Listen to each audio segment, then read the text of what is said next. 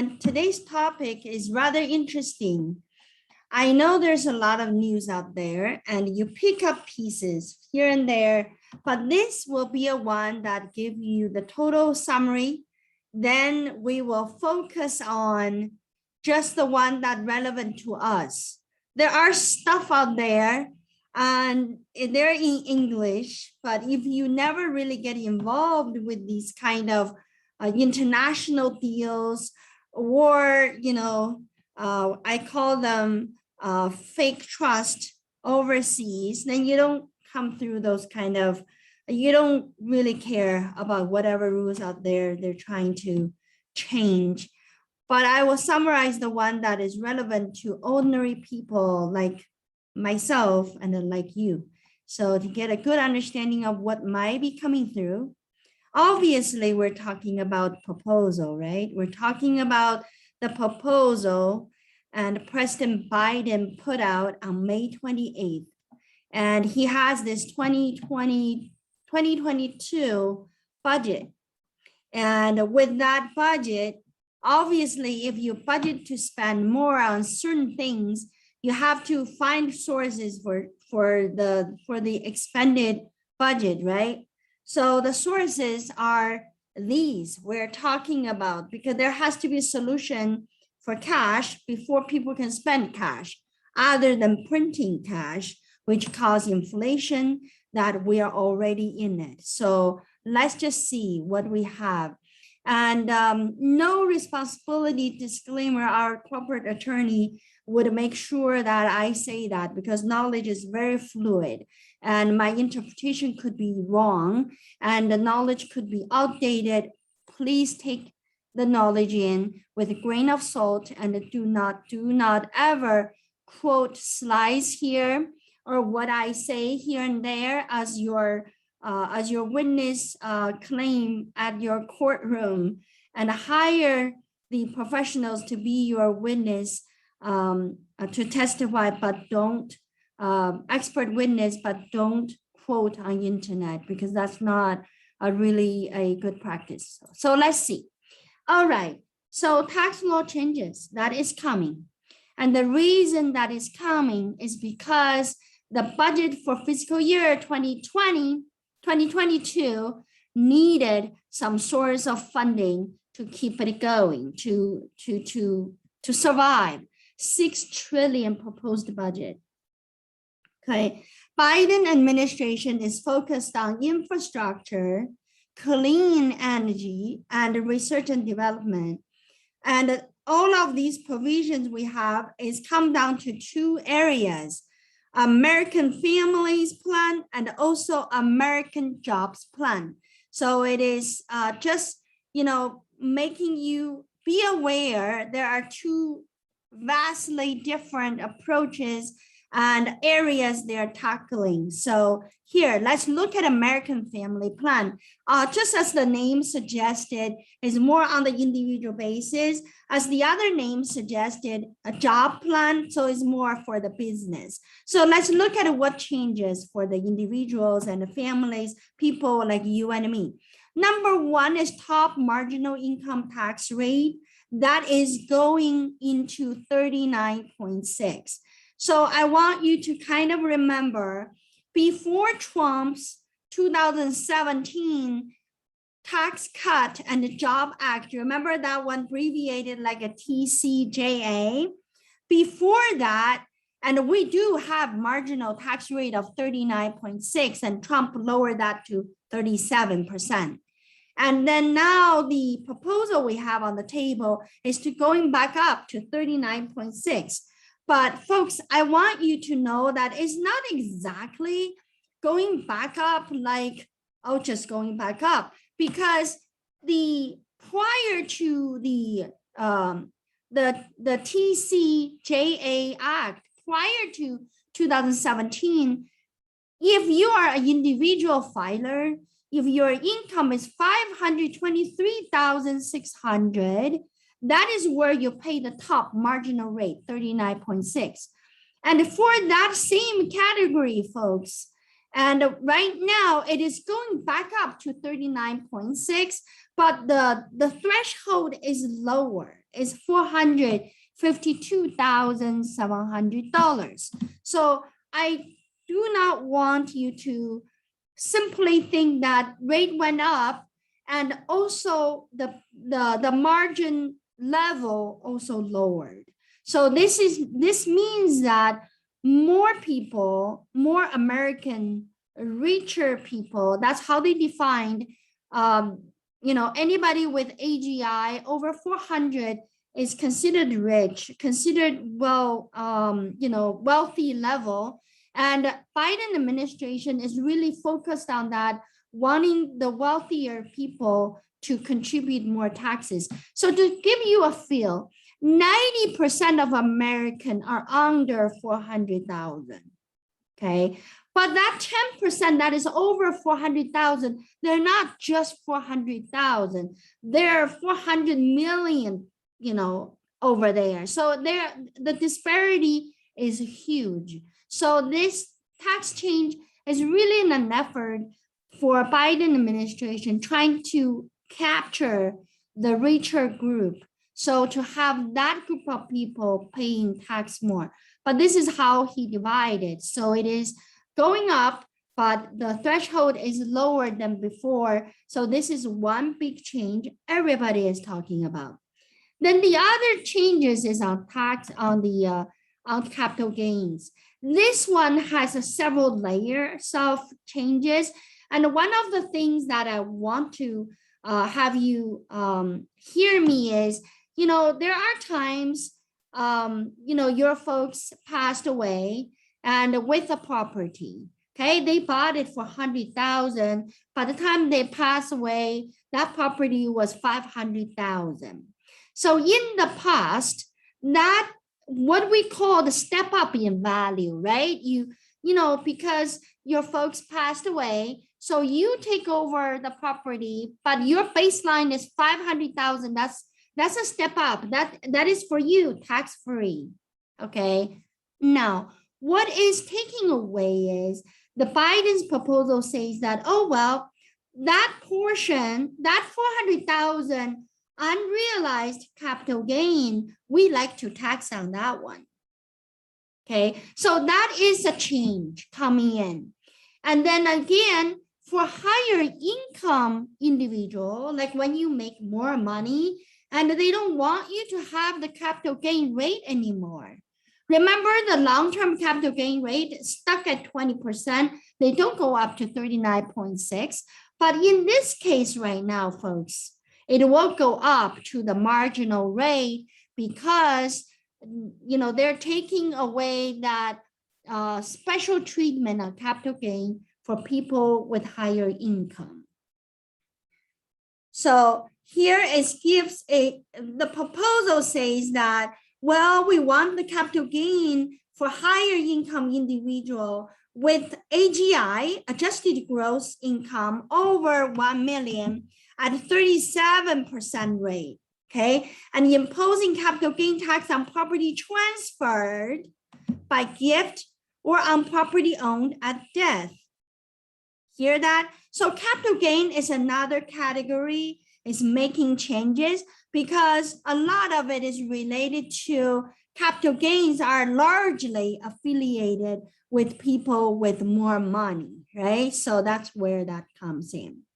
And they also imposed a new kind of taxes, and it is NIIT. This one is already there, but the other one is Self-Employed Contributions Act, SECA.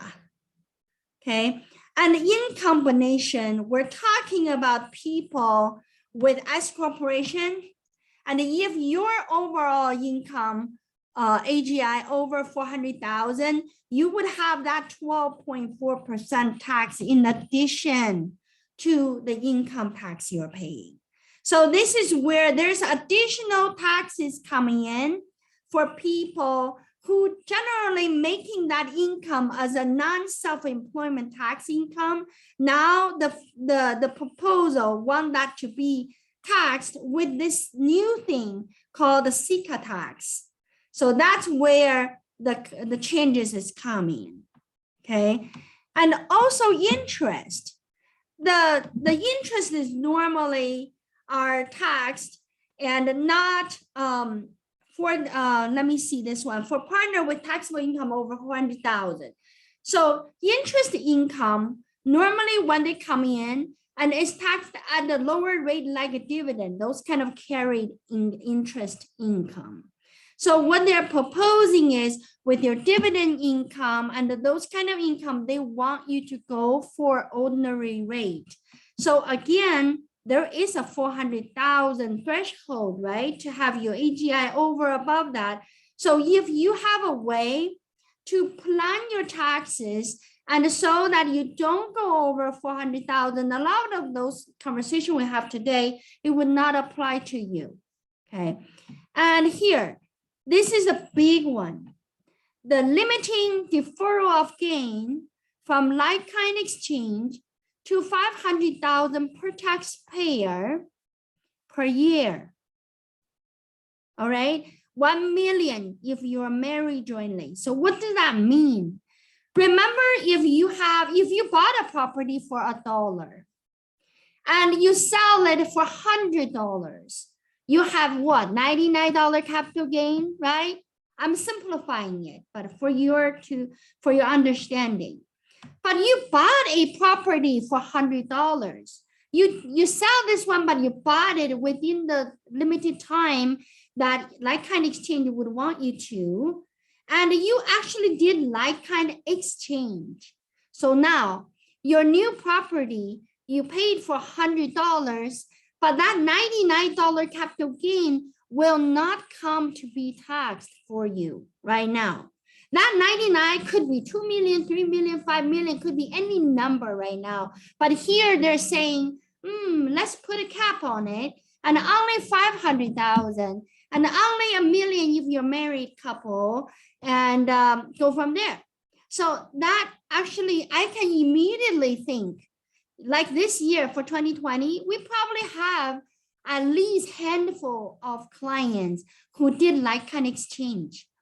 And one of them, I can immediately think that the gain was 1.5 million. Okay, so in this scenario, he has to pay capital gain on that 1 million. He can only carry 500,000. All right, so I think that kind of resonate with you, right?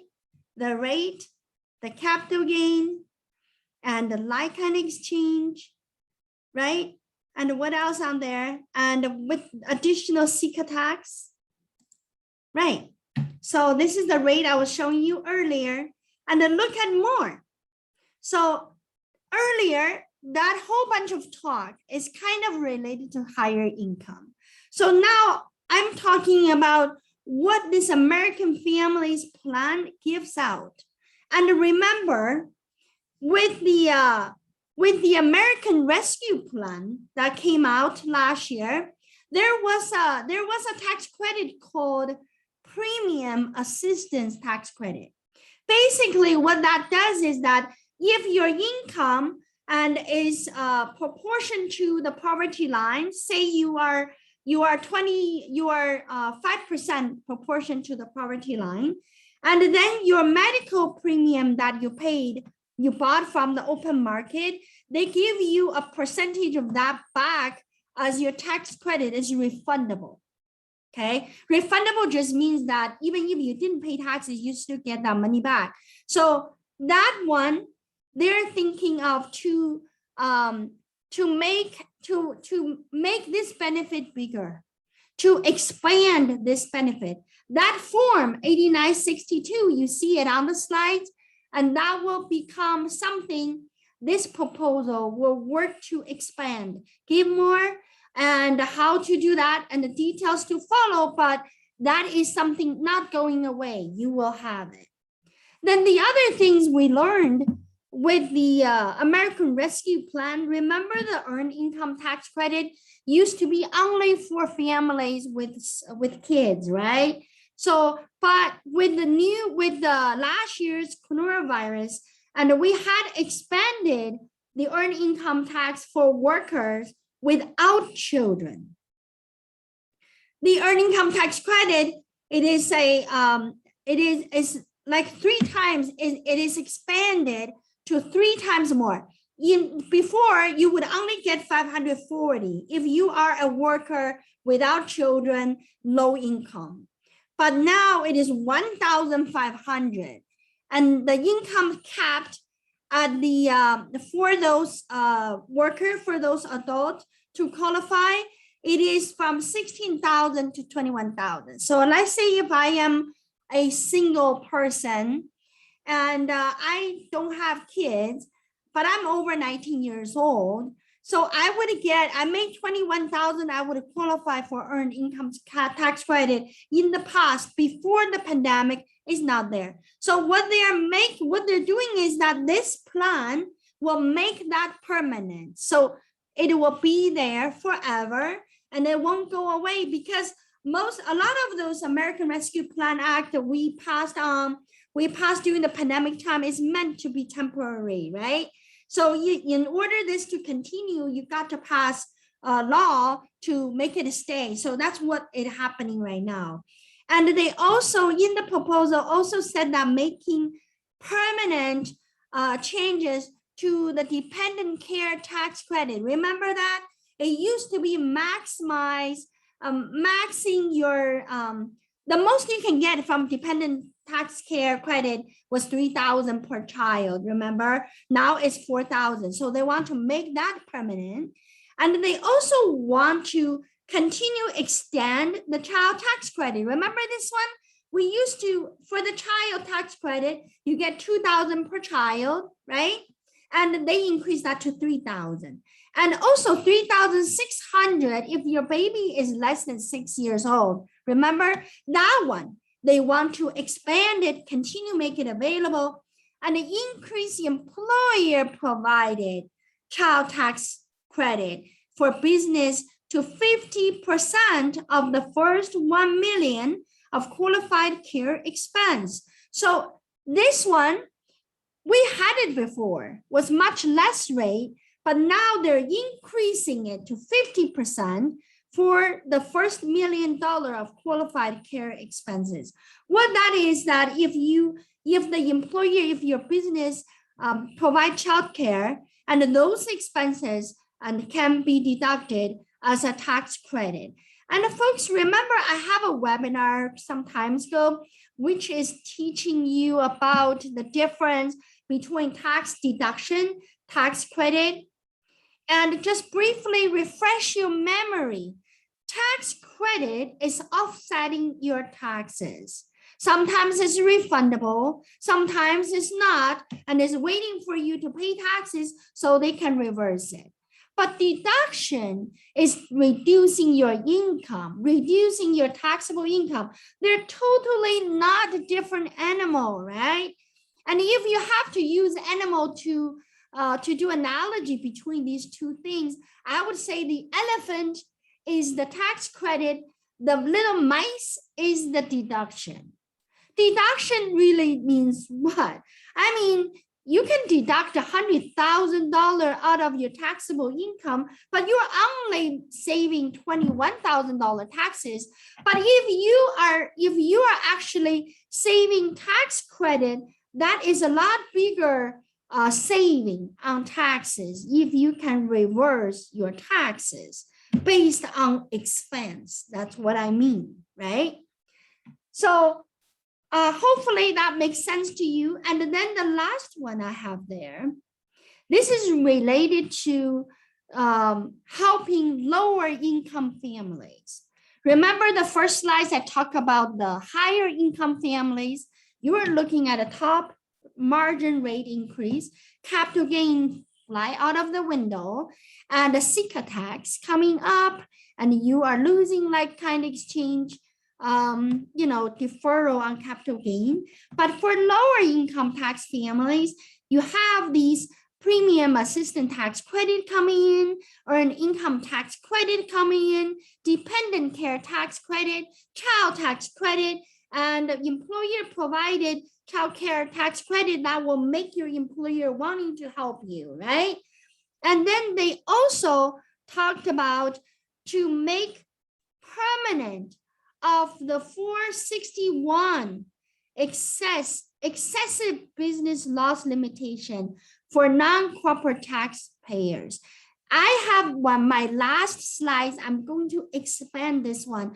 What happened is the limitation on losses had a rule before 2017. So President Trump came in and made changes to that, and then CARES Act come around and made changes to that. So basically, Biden administration wanting to revert that back to prior 2017 time. So I will explain that to you. This has everything to do with our small businesses. It is very important things to pay attention to. The other things I want to mention here is I also have a webinar called ProAct Understood.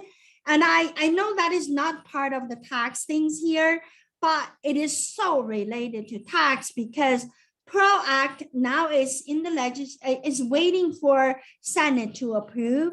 If that is really getting approved, all of our 1099 people would be considered W-2. And then you have all these financial planners, real estate agent, a lot of things need to be flushed through the system to get approval, almost like what California did for Uber drivers, right? You have to go through legislation and to get special exemptions applied for certain categories. And that is a can of worms. And it is, again, it just gives you, if you think of these things, day in, day out, and give you a sense of unstableness, like things are changing. But I will tell you that the best way to live life is to look at the change, consider that is stable. I say that, I know you're going to laugh at me saying that, Ying, what are you talking about? You just said that everything is so changing and we're not doing this, we cannot do that. Now you're saying it's stable. Yeah, it's stable because we're not in the war, right? We're not having an earthquake and, life is still going. We just need to monitoring. And, politics comes into play and moving countries into different direction. I'm telling you, I've been in this field for almost 30 years and I run through many president changes already, right?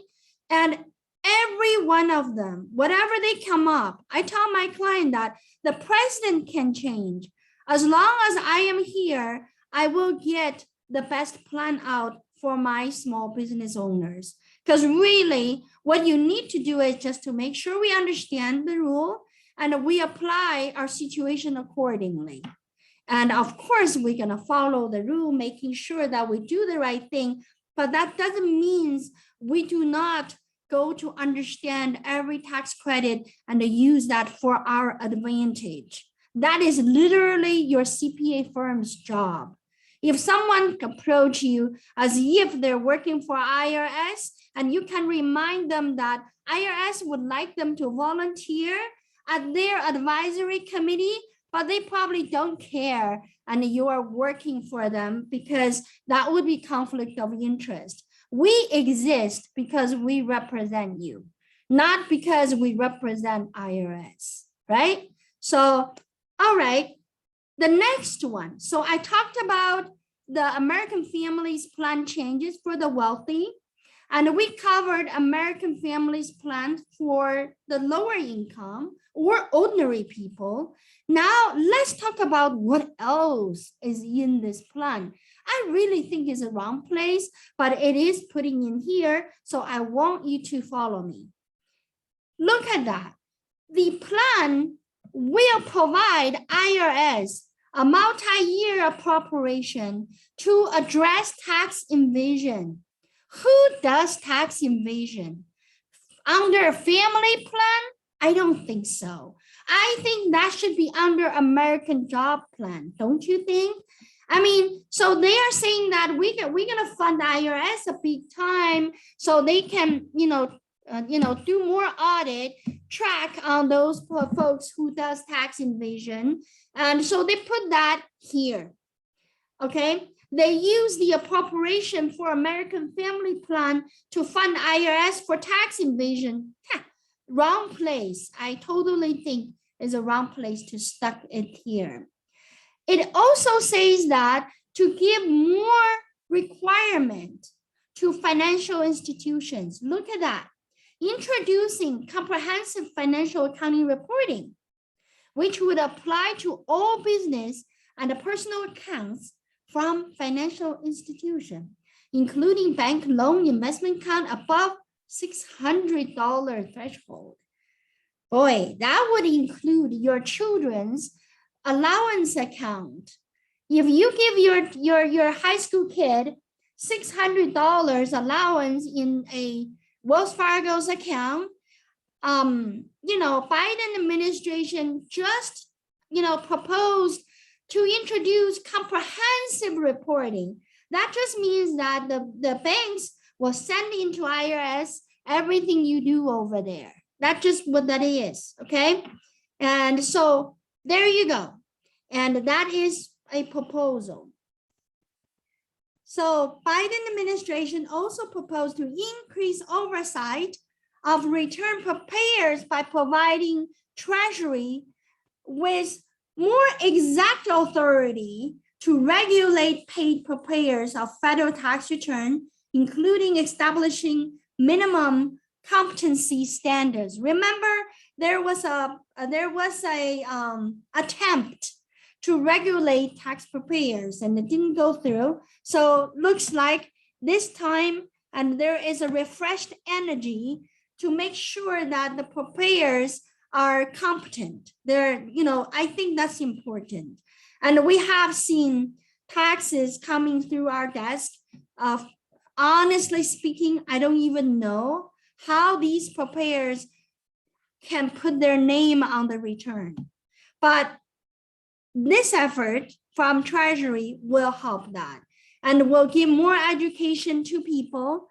And so your tax return, when you don't know how to do your tax return, you go for third party and they can do it properly for you, right? And I think that is a good measure. And why it is under here, I don't know.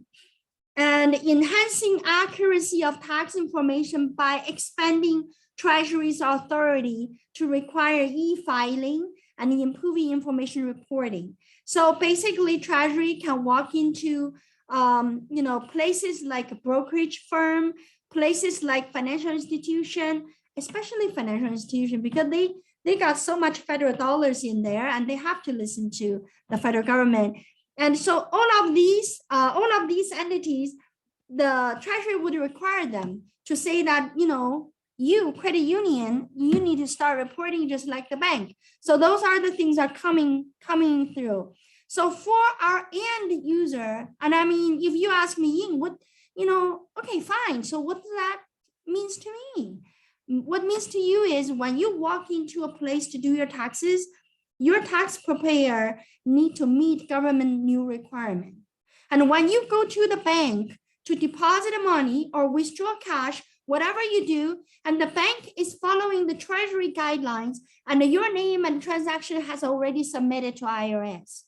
What that means to you, if you deposit $10,000 cash in the small increment and every Monday, Tuesday, Thursday, and so you think that you can get away from being reported as a cash transaction, you're wrong, because the computer system would be so complete and they will catch you. And if you go to this branch and that branch, they will catch you because all the transaction will be reported to IRS, right? So these are impacting you literally fundamentally. Now, the IRS here, they also propose that. So taxpayer non-compliance, okay? If you are non-compliant, you are imposed with tax liabilities.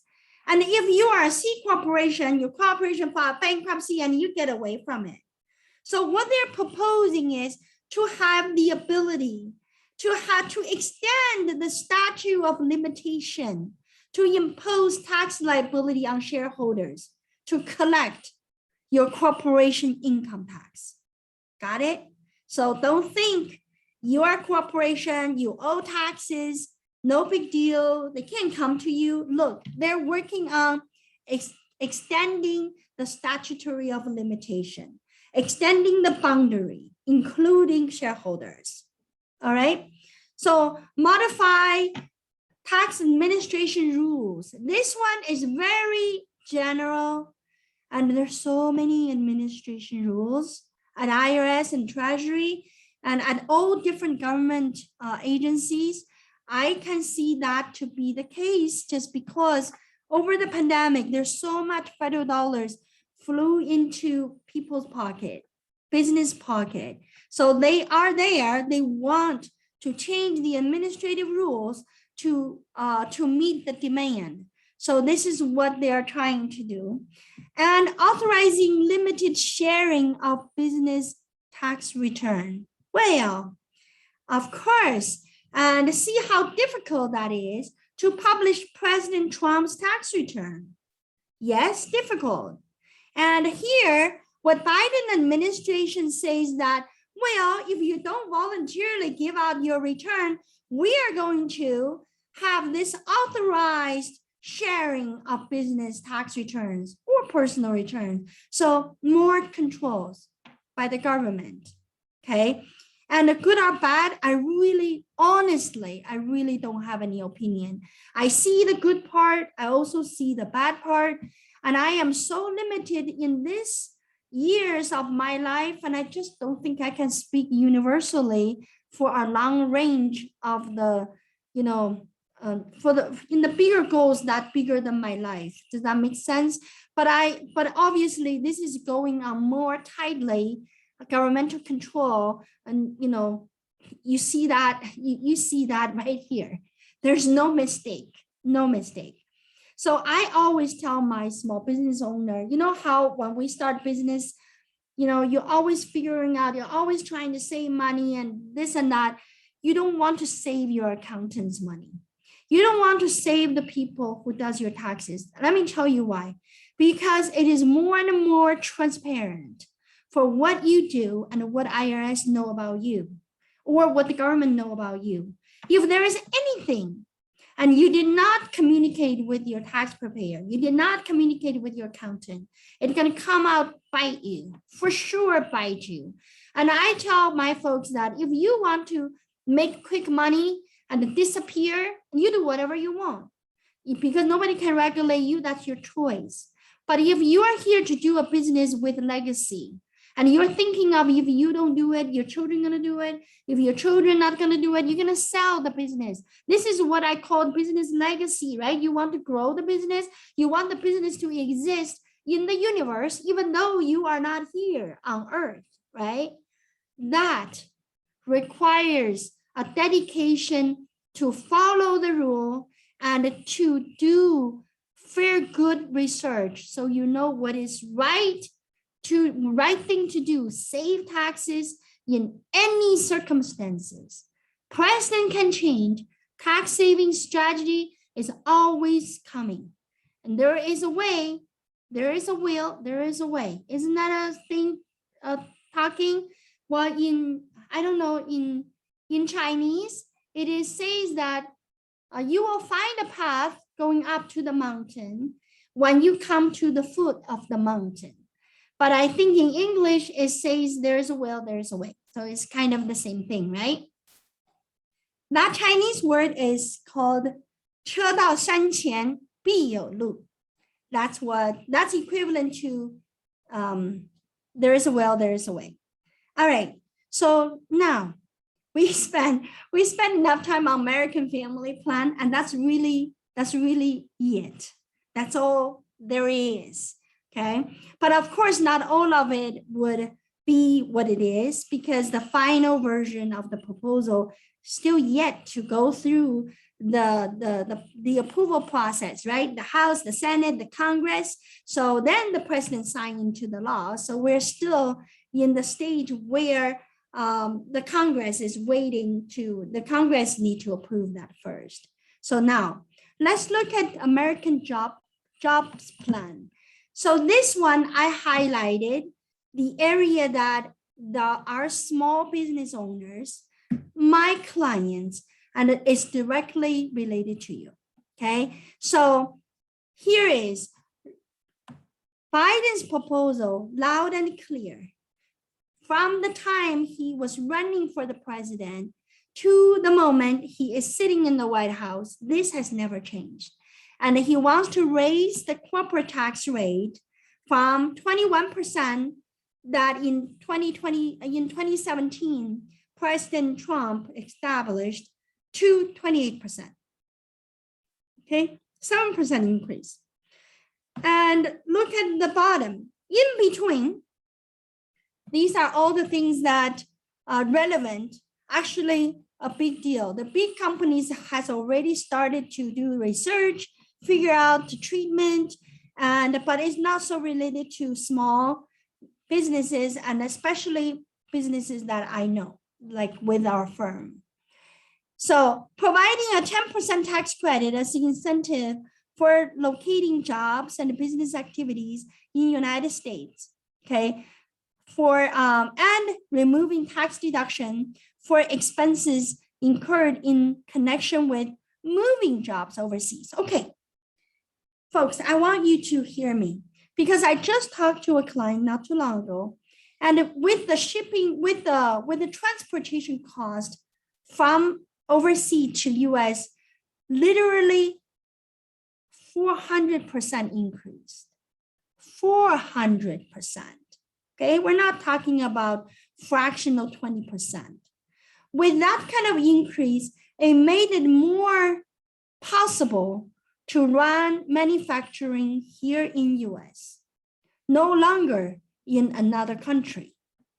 With that, here, they're providing 10% tax credit as an incentive to locate jobs and business activity in US. If I were you, I would monitor that. I would figure out how they calculate the job and the business activity expense. And I would calculate my tax credit and a plan right away. Okay, so this is the one that I think is very relevant to every one of you. If you hire people right now overseas to do work, now you are bringing that job back in US. I would identify that right here. Okay, so this is an opportunity for small business owners. My next slide is still related to the job plan. And then this one, the first two highlighted are related to housing and infrastructure building. And look at that, expanding low-income housing tax credit, okay? So this is the construction company and the people in this business, you are familiar with that. They're expanding that, providing new neighborhood homes investment tax credit, okay? Again, that tax credit and typically would go on to local level. It will become the state program. So you just need to monitor. You need to know how that reflected in your local area, right? And then look at the other area related to clean energy. And then the budget says that providing tax credit on electricity transmission investment and establishing new tax credit for qualifying advanced energy manufacturing. What is that? Windmills. If you already have a manufacturing going on and you want to build windmills, I'm just giving you an example, and to replace your utility bill or supplement your utility bill, that qualifies, right? This is a new tax credit. And establishing tax credit for heavy and the medium duty zero emissions vehicles, trucks, big vehicles, and electronic one. And remember, and Tesla has this very ugly truck come out, and it's sort of, I don't know exactly whether that would qualify as heavy and a medium duty. And I think that should be, because 6,000 and above is considered heavy, right? So that, see, the Job Act is giving businesses the tax credit. Remember I mentioned about tax credit, right? Tax credit is not the same as deduction. It is not an income deduction, it's tax credit. That's huge. Now, let's go to a couple of things I want to mention. This is the one that didn't really surface to the surface of the act that I summarized, but it does have implementations to what the schedule A is going to do. So I want to bring that out. If you recall that in 2017, and Trump had eliminated the Schedule A tax deduction, like they made it just 10,000. Like if for the state, like our state, we pay a lot of state taxes. So normally we put the state taxes in Schedule A plus our property tax, plus our other tax. So it come up with a big number, like $30,000, $40,000. Now that was chopped down to 10. So we cannot do more, we can only do 10. So you were that way in 2018, you were that way in 2019, you were that way in 2020. So now what happened is in this proposal, and they want to eliminate that. They want to restore that deduction back for Schedule A. That's a good news. I mean, personally, for me, it's good news. So that means that we can itemize our taxes again. It is not limited to 10 and restoring back into the higher number we always had, especially for the taxpayers who lives in the state with income tax, not like in Florida, Texas, Nevada, they don't count, but Iowa, Illinois, California, Minnesota, we count, right? Now, however, although they restored that, but they also put in the proposal, also put in a limit on how much of money you make. So if you make too much money, they say that you can only do 28% of, if you make too much money and you will pay higher rate of taxes, they're saying that if your tax rate is going 28% and up, you don't get that. So there is, again, a treatment against higher income individuals and family, but at least the taxes are back. So I consider that's a good one. So I want to bring that out to share and to clarify, okay?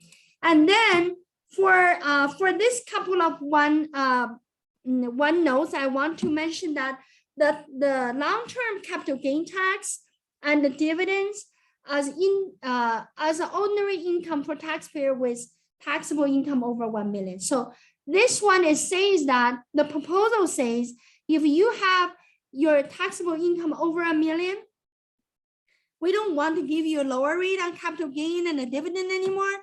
We just taxed it like a real income. So you go for the marginal tax rate, 39.6%. Okay. Then capital gains, a death of unrealized gain above 1 million, 2 million for joint. So what happened is right here, this is related to the step up. I'm just, I literally just making the note for myself. So what it says is that if you have unrealized gain, someone died and your parents die and you inherit this property. Remember, there is a $500,000 and a 1 million threshold. So what it says is that if you got $1 million more unrealized gains, the rest you pay taxes. So that's what they're saying. So we're taking away that free tax in that regard. Of course, you must be regarded as wealthy. Otherwise, why would you have these kind of thing, right? So that is what that is. And it's a treatment to getting tax dollars out of the wealthy.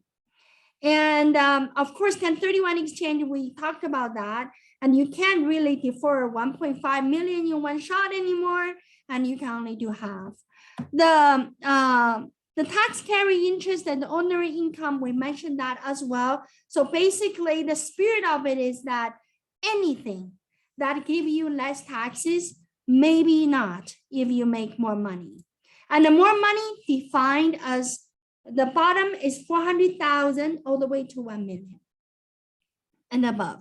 So this is where I want to come back, circle back to the pass-through entities, the cost, the loss limitation. So I want you to understand that there in 2017, and the Trump's TCGA placed the limits on the losses for pass-through businesses, set 250,000 for single filer, 500,000 for joint. So active business owners of pass-through firms, entities, would only use losses up to this limit to offset the regular income. What that means, let's say if I run a insurance company, right? I'm an insurance broker and I lost, I lost 500,000. I'm single. I lost 500,000. I have a business K1 negative 500,000. Okay. Assume my bases are good and I put 500,000 losses on my 1040, and my 1040 will only allow me to deduct 250,000. So that is what I mean by limitation on losses. Okay. Now you got, and the CARES Act made changes to that. A lot of our clients are benefited from CARES Act, and listen to this. So the CARES Act says that there's a 5 years carry back, okay? And you can carry back 5 years to get your refund, and suspended the limitation, okay? So with that, there is no limitation. If you lose, you lose, and you can even go back. If you lost too much, don't worry, your other 300,000 go back to 2019 and 18 and 16, 17, 5 years, all the way back. So now I want you to know that that is a temporary act, right? CARES Act is temporary and it's trying to help people with cash flow issue. Now, the American Family Plan would make permanent of the 2017 tax law for section 461. So 2017, I put it on top for you. So that is what that is. So limitation is coming back. So we got limit again. So I want to make sure that we, our business owners plan, because the limitation is back. If you have a loss in 2020, and you want to carry forward to 2021, there is a limitation. Maybe you should go backwards, right? So this is where the tax planning, the thinking for you would come in. And I want you to understand what the proposal is. All we are talking about today, it is proposal. Nothing set in stone. It is not true. Our corporation rate is still 21%, not 28 yet, but proposal already on the table. It's been articulated very in great detail on May 28, 2021. So we are in the time to make these changes. If you are so involved with these kind of tax changes, you don't agree or you agree, you have your local congressmen and women, you have your senators that you can contact them to express your opinion. And those kind of opinion doesn't come through taxpayer advocate, committees that I'm on, because that's not our mission. Our mission is to help you improve IRS, but this proposal, it is in the doc to be approved, and you as a citizen, and your way of influence that decision is to contact your senator and the congressmen and women. All right, so I think we are so close to finish, and I want to make sure that all of our webinars are actually on here, and we post them. And if you are in business and not sure about what I talked about today would impact you, and we call that tax planning service that you are looking into. And our firm, we do provide tax planning service. I'll tell you, we're booking up that really fast. If you are interested to bring your business, bring your thoughts to a tax planning session, and you can, email Catherine, call us, and we will get that ready for you. We do our tax planning very differently here. And we don't just talk to you. We have chart for you. We have calculation for you. We literally tell you that what if this is going through, what your tax is going to be. Hopefully by the time we do tax planning, this is already finalized. I really don't want to do a planning right now, not knowing what exactly is going on out there. But if you know in general, your AGI is not going to be over 400,000, you're in a pretty stable place. You should not have too much going on unless your business is having a loss and you are being limited to deduct the losses. Then there are things we can think of. Or your business is taking off and you are making so much money, you are way over the threshold of poverty, way over the wealthy, benchmark of 400K, then yeah, you should talk to us. And we will give you what we know and give you a roadmap so you can go with the plan. And I think that's all. I did see a quick message. Thank you, Wei Ming. And Wei Ming is always in our webinar, and I really appreciate the information we provided here. I will see you all again, right? I am on Tuesday for 30 minutes. I always talk about hot issues in that time. Then Saturday is more of my contribution for knowledge so we can learn together. So I hope you did learn something, and I'll talk to you soon. Bye-bye.